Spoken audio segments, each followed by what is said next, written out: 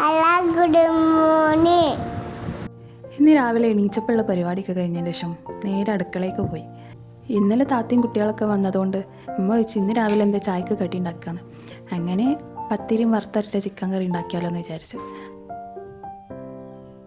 അങ്ങനെ പത്തിരിയും ചിക്കൻ കറി ഉണ്ടാക്കാൻ തുടങ്ങിയിട്ടുണ്ട്. പത്തിരി പരത്താനും ചുടാനൊക്കെ എനിക്ക് ഭയങ്കര ഇഷ്ടമാണ്. പക്ഷെ ചാമ്പണത് കുറച്ച് ടാസ്ക്കാണ്. അതുകൊണ്ട് അധികം ആ ചാമ്പണ പരിപാടി ഞാൻ എൻ്റെ ഉമ്മാനെ ആരെങ്കിലും കേൾപ്പിക്കലാണ്. ചില ടൈമിൽ ഞാനും ചെയ്യാറുണ്ട്, അറിയില്ല എന്നല്ല, കുറച്ച് മടിയാണ്. ഈ നൈസ് പത്തിരി എന്നൊക്കെ പറഞ്ഞാൽ നമ്മൾ മലപ്പുറത്തുള്ള ഈ ഭാഗത്തുള്ള എല്ലാവർക്കും ഭയങ്കര കാര്യമാണ്. എപ്പോഴും നൈസ് പത്തിരി ഇട്ടിട്ട് വേറെ എന്ത് അപ്പത്തേക്കും അധികം പോവാറുള്ളൂ.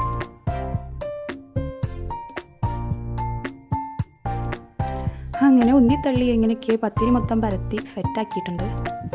ഇങ്ങനെ പത്തിരി പരത്തി കൊടുക്കലും ഒക്കെ കഴിഞ്ഞതിന് ശേഷം ഉമ്മയാണ് ചുടുന്ന ആൾ. ഞാൻ പിന്നെ കറിക്കുള്ളതൊക്കെ സഹായിക്കാമെന്ന് വിചാരിച്ചു. അപ്പോൾ അതിനാവശ്യമായ കാര്യങ്ങൾ, മസാലയ്ക്കുള്ള കാര്യങ്ങളൊക്കെ ഒന്ന് സെറ്റാക്കാം.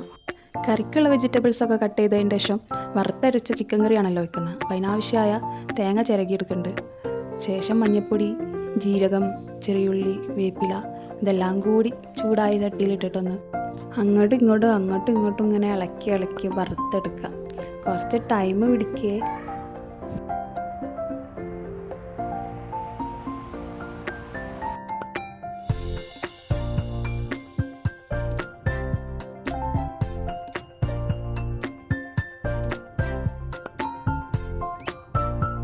അങ്ങനെ ഒരു വിധം നമ്മൾ തേങ്ങ വറുക്കണ പരിപാടി ഇവിടെ ഏകദേശം കഴിയാറായിട്ടുണ്ട്.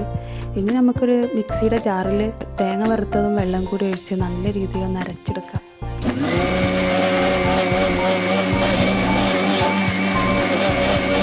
അപ്പോൾ നമ്മൾ വറുത്തെടുത്ത് തേങ്ങ ഇവിടെ നന്നായിട്ട് അരച്ചെടുത്തിട്ടുണ്ട്.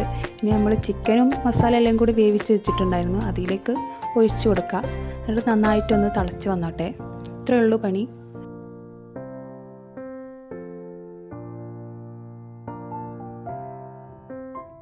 അപ്പോൾ നമ്മളവിടെ വറുത്തരച്ച് ചിക്കൻ കറി ഉണ്ടാക്കുന്നത് ഇങ്ങനെയാണ്. ഇനി നിങ്ങളവിടെ എങ്ങനെയെന്നുള്ളത് ഒന്ന് കമൻറ്റ് ചെയ്യാം.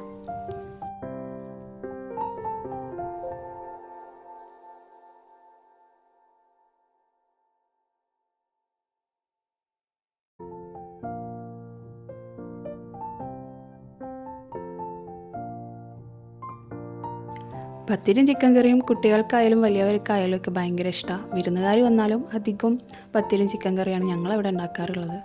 അത് കഴിഞ്ഞിട്ട് പിന്നെ വേറെന്തിനും ആലോചിക്കാറുള്ളൂ.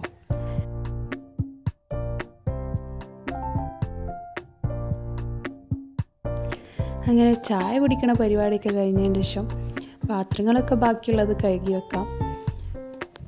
പാത്രം കഴുകണത് ഞാനല്ലെങ്കിലും വീഡിയോ എടുക്കുന്നത് ഞാനാണ്. പാത്രം കഴുകലൊക്കെ നൈസായിട്ട് താത്താക്ക് ഇട്ടെടുത്ത്. എൻ്റെ ഈ കുഞ്ഞു മോർണിംഗ് വ്ളോഗ് എല്ലാവർക്കും ഇഷ്ടമായെന്ന് വിചാരിക്കുന്നു. അപ്പോൾ അടുത്ത വിശേഷങ്ങളുമായി മറ്റൊരു വീഡിയോയിൽ കാണാം. സബ്സ്ക്രൈബ് ചെയ്യാൻ മറക്കണ്ട ട്ടാ.